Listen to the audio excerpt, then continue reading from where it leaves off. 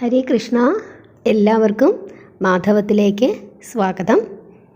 ഏകാദശി തിഥിയും പല സ്ഥലങ്ങളിലുള്ള പാരണാസമയവും ഹരിവാസര സമയവും വ്രതനിഷ്ഠകളെ പറ്റിയും പറയാനായിട്ടാണ് ഞാനിന്ന് വന്നിരിക്കുന്നത്.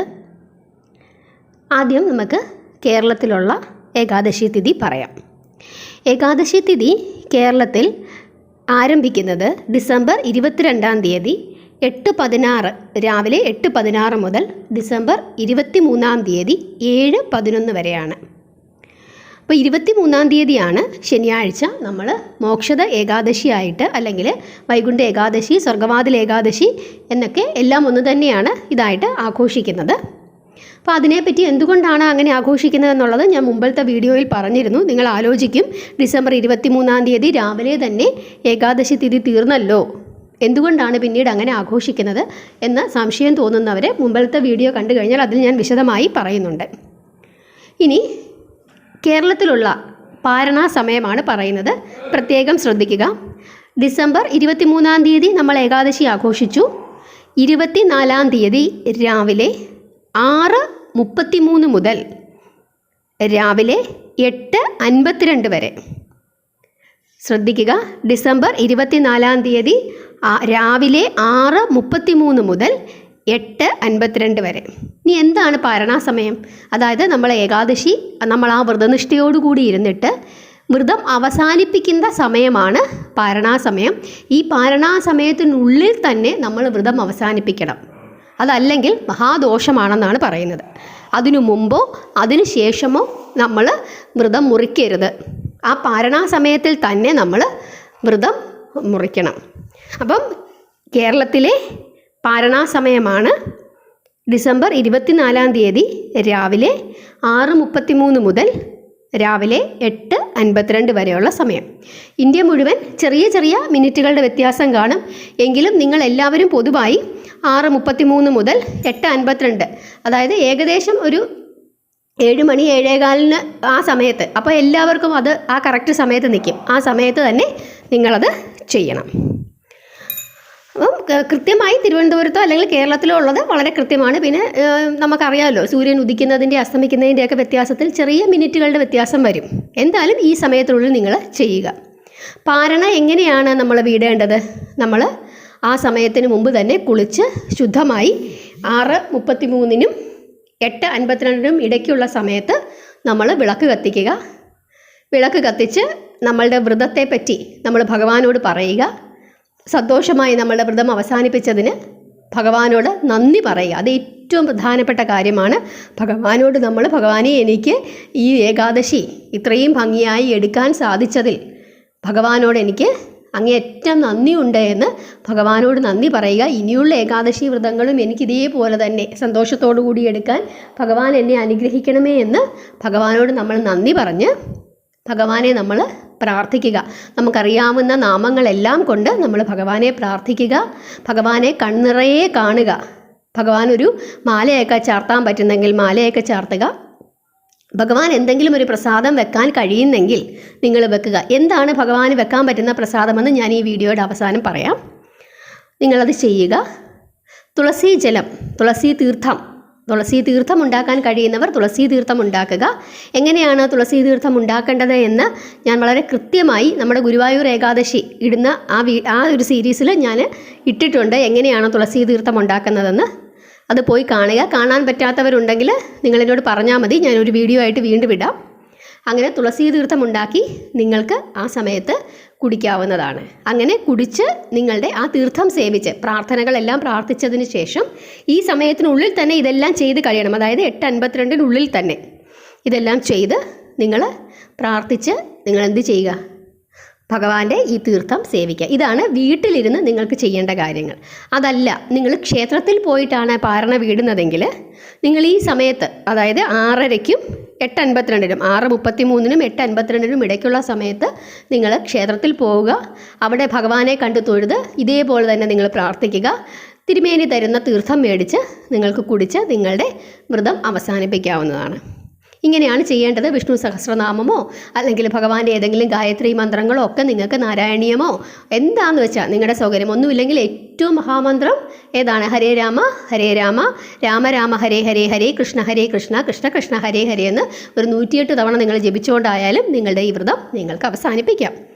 ഇനി 24-ാം തീയതി ഞാൻ കഴിഞ്ഞ വീഡിയോയിലും നമ്മുടെ ഗുരുവായൂർ ഏകാദശി സീരീസ് ഫോളോ ചെയ്യുന്ന എല്ലാവർക്കും അറിയാം, ഒരു കാരണവശാലും 24-ാം തീയതിയും നിങ്ങൾ നിങ്ങളുടെ പാരണ വീട്ടിയതിന് ശേഷം ഓടി മീൻകടയിലേക്ക് പോകരുത്. 24-ാം തീയതിയും നിങ്ങൾ ആ ശുദ്ധാശുദ്ധത്തിൽ തന്നെ ഇരിക്കുക. നിങ്ങളുടെ ഭക്ഷണ കാര്യത്തിൽ നിങ്ങൾ ആ ശുദ്ധി പാലിക്കുക. അപ്പോൾ അതാണ് നിങ്ങൾ ചെയ്യേണ്ടത്. ആ 3 ദിവസം 22, 23, 24 ദിവസങ്ങൾ, ആ ദിവസങ്ങളിൽ നിങ്ങളുടെ ഭക്ഷണ ക്രമത്തിൽ നിങ്ങൾ മിതത്വം പാലിക്കുക. കാരണം ഒരു കാര്യം നമ്മൾ ചെയ്തു, നമ്മളിലേക്ക് ഭഗവാന്റെ ആ കാരുണ്യം മുഴുവൻ നിറഞ്ഞിരിക്കുന്ന ഒരു സമയമാണ്. ആ സമയത്ത് പെട്ടെന്ന് തന്നെ നമ്മുടെ ശരീരത്തിനെ എന്ത് ചെയ്യരുത്, നമ്മൾ ഏതാണ്ട് ഒരു കാര്യം ചെയ്ത് അതങ്ങോട്ട് മുഖിയാക്കി ഇനി പെട്ടെന്ന് തന്നെ എന്തോ ഒരു ജോലി ചെയ്തതുപോലെ ആക്കരുത്. ആ ഒരു ദിവസവും കൂടി നിങ്ങൾ ഭഗവത് നാമങ്ങൾ ഉച്ചരിച്ചും നല്ല ശുദ്ധാഹാരത്തിലുമൊക്കെ ഇരുന്ന് അതിൻ്റെ പൂർണ്ണമായ ഫലം നമ്മളിലേക്ക് കൊണ്ടുവരാനായിട്ട് ശ്രമിക്കുക. അന്നത്തെ ദിവസവും 24-ാം തീയതിയും സന്ധ്യയ്ക്ക് നമ്മൾ ഭഗവത് നാമങ്ങൾ ഉച്ചരിക്കാനായിട്ട് ശ്രമിക്കുക. ഇതാണ് നിങ്ങൾ ചെയ്യേണ്ടത്. ഇനി ഇന്ത്യയിലെ കാര്യം, ഹരിവാസര സമയം അല്ലെങ്കിൽ കേരളത്തിലെ കാര്യം. ഹരിവാസര സമയം എന്ന് പറയുന്നത് എന്താണ്? ഭഗവാൻ ശ്രീകൃഷ്ണൻ്റെ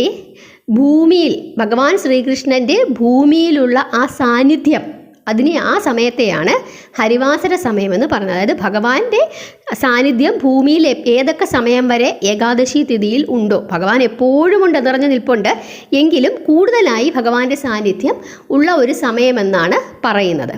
ആ സമയത്ത് നമ്മൾ ഭഗവാനെ പ്രാർത്ഥിച്ചാൽ കൂടുതൽ ഫലം ലഭിക്കുമെന്നാണ് പറയുന്നത്. ആ സമയമെന്ന് പറയുന്നത് ഡിസംബർ 23-ാം തീയതി ഉച്ചയ്ക്ക് 12:59 അവസാനിക്കുമെന്നാണ് പറയുന്നത്. അതായത് അന്നത്തെ ദിവസം രാവിലെ മുതൽ, അതായത് നിങ്ങളുടെ ഏകാദശി ദിവസത്തിൻ്റെ അന്ന് രാവിലെ മുതൽ ഉച്ച വരെയുള്ള പ്രാർത്ഥന, അതായത് 12:59 വരെയുള്ള പ്രാർത്ഥന, നമ്മൾ രാവിലെ വിളക്ക് കത്തിച്ച് നമ്മൾ ഭഗവത് നാമങ്ങളെല്ലാം ഉച്ചരിച്ച് നമ്മൾ ഏകാദശി വ്രതത്തിലേക്ക് പ്രവേശിക്കുന്നു. ആ ദിവസം ഉച്ചയ്ക്ക് 12:59 വരെയുള്ള സമയത്തിനുള്ളിൽ നിങ്ങൾ പരമാവധി നല്ല കാര്യങ്ങൾ ചെയ്യാൻ ശ്രമിക്കുക, നല്ല വാക്കുകൾ പറയാൻ ശ്രമിക്കുക, ഭഗവാന്റെ നാമങ്ങൾ കേൾക്കാൻ ശ്രമിക്കുക, പറയാൻ ശ്രമിക്കുക, കഥകൾ കേൾക്കാൻ ശ്രമിക്കുക, കൂടുതൽ സമയം നാമങ്ങൾ ഉച്ചരിക്കാനായിട്ട് ശ്രമിക്കുക. അന്ന് ഉച്ച വരെയുള്ള സമയം 12:59 വരെയുള്ള സമയം ഭഗവാനെ മനസ്സറിഞ്ഞ് പ്രാർത്ഥിക്കാനായിട്ട് ശ്രമിക്കുക. ആ സമയത്ത് നമ്മുടെ മനസ്സിൽ ദുശ്ചിന്തകളോ മറ്റു കാര്യങ്ങളോ ഒന്നും വരാതെ പരമാവധി മനഃശുദ്ധിയോടുകൂടി ഇരിക്കാനായിട്ട് ശ്രമിക്കുക. ഇതാണ് ചെയ്യേണ്ടത്. ഇത് കേരളത്തിലെ കാര്യം. ഇന്ത്യയിലും ഈ സമയം തന്നെ, ആ സമയത്ത് നിങ്ങൾ ചെയ്യുക. ആ ഒരു 5-10 മിനിറ്റിൻ്റെ വ്യത്യാസം വരും. അപ്പോൾ ഉച്ച വരെ എന്നുള്ളത് കണക്ക് കൂട്ടി ഇരിക്കുക. ഇനി UAE കാര്യമാണ് അടുത്തത് പറയാൻ പോകുന്നത്. കാരണം ഇത് വീഡിയോയുടെ താഴെ കമൻ്റ് ഇട്ട് ചോദിച്ചു ചിലർ, UAE പറയാമോ അങ്ങനെയൊക്കെ ചോദിച്ചത് കൊണ്ടാണ് ഞാനത് പ്രത്യേകം പറയുന്നത്. UAE കാര്യമെന്ന് പറയുന്നത് ഏകാദശി തിഥി ആരംഭിക്കുന്നത് ഡിസംബർ 22-ാം തീയതി രാവിലെ 6:46 മുതൽ ഡിസംബർ 23-ാം തീയതി രാവിലെ 5:41 വരെയാണ്. അവരും ഏകാദശിയായിട്ട് ആഘോഷിക്കേണ്ടത് ഡിസംബർ 23-ാം തീയതി തന്നെയാണ്. പാരണാ സമയം എന്ന് പറയുന്നത് ഡിസംബർ 24-ാം തീയതി. പ്രത്യേകം ശ്രദ്ധിക്കുക, UAE കാര്യമാണ് പറയുന്നത്. ഡിസംബർ 24-ാം തീയതി രാവിലെ 7:03 മുതൽ 9:11 വരെയാണ്. UAE പാരണാ സമയമെന്ന് പറയുന്നത് ഡിസംബർ 24-ാം തീയതി 7:03 മുതൽ 9:11 വരെയാണ്. രാവിലത്തെ കാര്യമാണ് പറയുന്നത്. ഇതാണ് സമയം. ഇനി UAE ഹരിവാസര സമയമെന്ന് പറയുന്നത് ഡിസംബർ 23-ാം തീയതി ഉച്ചയ്ക്ക്, അതായത് രാവിലെ 11:29 AM, 12 മണിക്ക് മുമ്പായിട്ടുള്ളത് രാവിലത്തെ 11:29 AM, രാത്രിയിലല്ല, രാവിലെ 11:29 AM, ഡിസംബർ 23-ാം തീയതി. ഇത്രയാണ് UAE കാര്യം. വ്രതനിഷ്ഠകളെല്ലാം എല്ലാവരും ഒരുപോലെ തന്നെ ചെയ്യുക.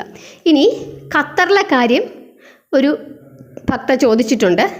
ഖത്തറിലെ കാര്യമെന്ന് പറയുന്നത് ഏകാദശി തിഥി ആരംഭിക്കുന്നത് ഡിസംബർ 22-ാം തീയതി രാവിലെ 5:46 മുതൽ ഡിസംബർ 23 രാവിലെ 4:41 വരെയാണ്. ഡിസംബർ 22 രാവിലെ 5:46 മുതൽ ഡിസംബർ 23 രാവിലെ 4:41 വരെയാണ് ഏകാദശി തിഥി. അവരും 23 തന്നെയാണ് ഏകാദശി ആഘോഷിക്കേണ്ടത്. പാരണ സമയമെന്ന് പറയുന്നത് ഡിസംബർ 24 രാവിലെ 6:16 മുതൽ 8:23 വരെയാണ്.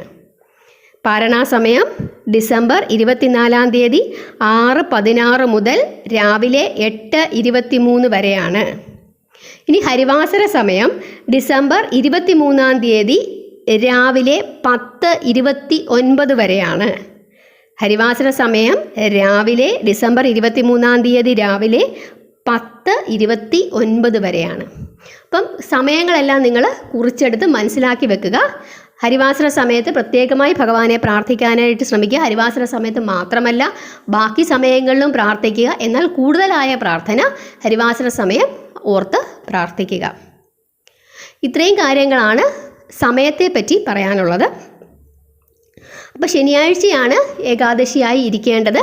22 ഒരിക്കലൊക്കെ ഉണ്ട്. വ്രതത്തിന് വേണ്ടിയിട്ടുള്ള മാനസികവും ശാരീരികവുമായ തയ്യാറെടുപ്പുകൾ നടത്തുക.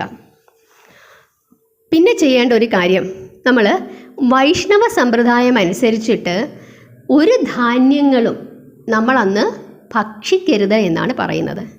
നിങ്ങൾക്ക് ഇതിന് ഞാനൊരു ഭക്ഷണക്രമം പറയാം. ആ ഭക്ഷണക്രമം പാലിക്കാൻ കഴിയുന്നവരാണെങ്കിൽ മാത്രം, അതല്ലെങ്കിൽ നമ്മൾ ഗുരുവായൂർ ഏകാദശി എടുത്തതുപോലെ നിങ്ങൾ ചെയ്യുക. പാലിക്കാൻ കഴിയുന്ന ആളുകൾക്ക് രാവിലെ, അതായത് ഏകാദശി തിഥിയുടെ അന്നത്തെ ദിവസം രാവിലെ നിങ്ങൾ കുളിച്ച് പ്രാർത്ഥനയെല്ലാം കഴിഞ്ഞതിന് ശേഷം ചായ കുടിക്കേണ്ടവർക്കാണെങ്കിൽ ചായ കുടിക്കാം.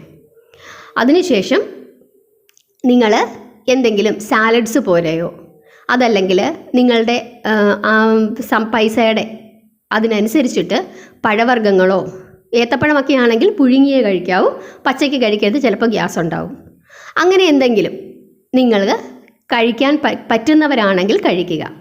അതല്ല, ഇതൊന്നും എനിക്ക് പറ്റില്ല എന്നുണ്ടെങ്കിൽ നിങ്ങൾ എന്ത് ചെയ്യുക, നിങ്ങൾ സാധാരണ പോലെ ഗോതമ്പോ ചെറുപയറോ എന്തെങ്കിലും കഴിക്കുക. എന്തായാലും അരി ആഹാരം വേണ്ട.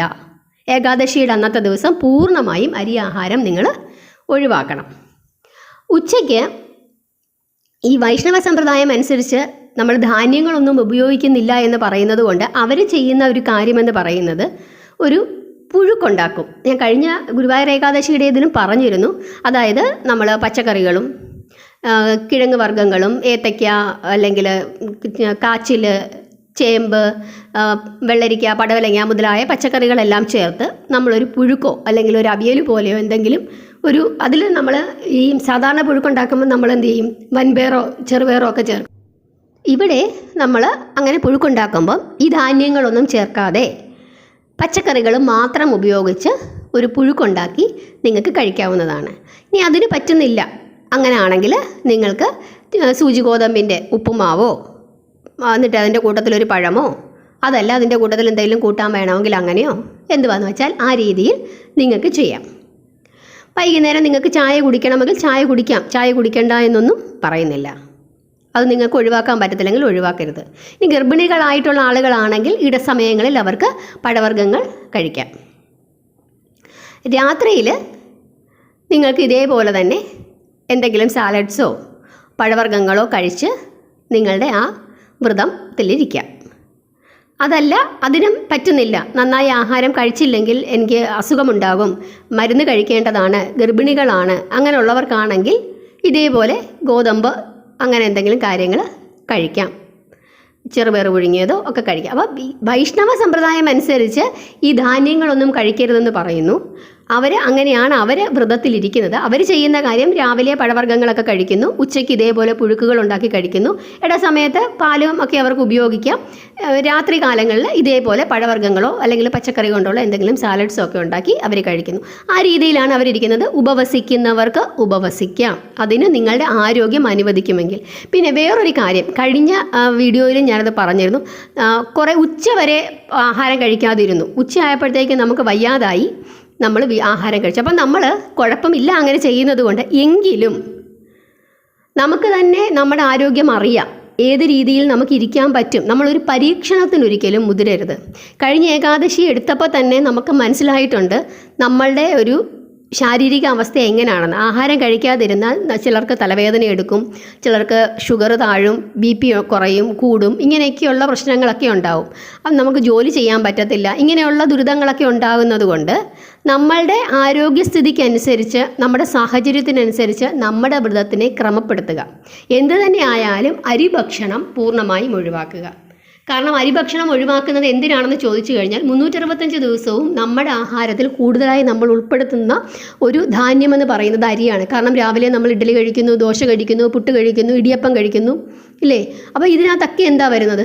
അരിയാണ് വരുന്നത്. ഉച്ചയ്ക്ക് ചോറുണ്ണുന്നു, വൈകുന്നേരം ചില വീടുകളിൽ കഞ്ഞിയായിരിക്കും, അല്ലെങ്കിൽ ചോറായിരിക്കും, ചില വീടുകളിൽ ചപ്പാത്തി കാണും.